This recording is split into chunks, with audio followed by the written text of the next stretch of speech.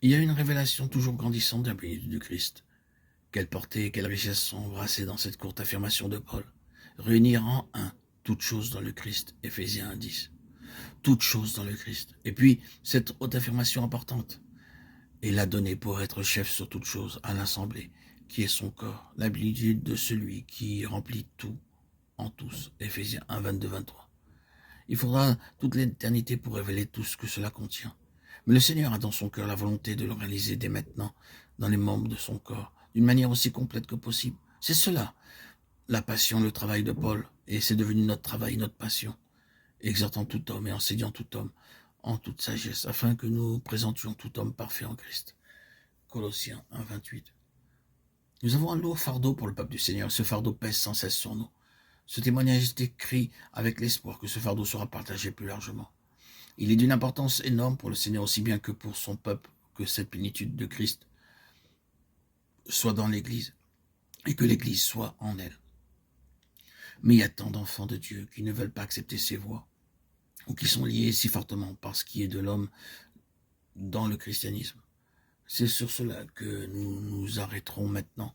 Le dessein de Dieu est lié en premier lieu aux vainqueurs, c'est-à-dire à ceux qui veulent accepter toute la signification de la croix et payer le prix, non pas de leur salut, mais d'une fidélité absolue au Seigneur et à toute sa pensée.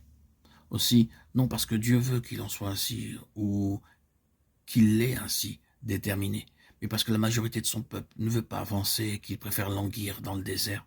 L'héritage entier est à celui qui vaincra. Pour revenir au type, Josué et Caleb furent de toute une génération les deux seuls hommes qui entrèrent dans le pays pour le posséder. Ils furent de toute la multitude qui avançait les seuls héritiers parmi le peuple de Dieu au désert. Ce n'est pas le salut qui nous est montré comme ayant été perdu, mais l'héritage, le trône, l'autorité. Josué et Caleb étaient un témoignage de vie alors que la mort faisait rage autour d'eux. Et le vainqueur, dans l'issue finale, sera cet instrument du témoignage dans lequel toute la puissance de la mort aura été vaincue par la foi. Notre but est de déclarer le dessein de Dieu qui est la plénitude pour tout son peuple. Nous avons cependant que tous ne suivront pas. Et notre ministère doit s'accomplir en considérant les vainqueurs. Notre tâche est de donner le message né de l'action de Dieu en nous. Le reste appartient à ceux qui le reçoivent. Répétons-le, la croix de Christ, devenue efficace dans l'être intérieur d'un croyant, rend tout et toute chose possible. Voulons-nous demander au Seigneur de mettre sur notre cœur le fardeau de son Église? Et voulons-nous l'invoquer en sa faveur chaque jour? Si cela est possible, cherchons à nous réunir à quelques-uns pour cette intercession, nous rappelons la valeur spéciale de la prière corporative, si deux d'entre vous se réunissent. Que la grâce de notre Seigneur Jésus-Christ soit avec nous tous.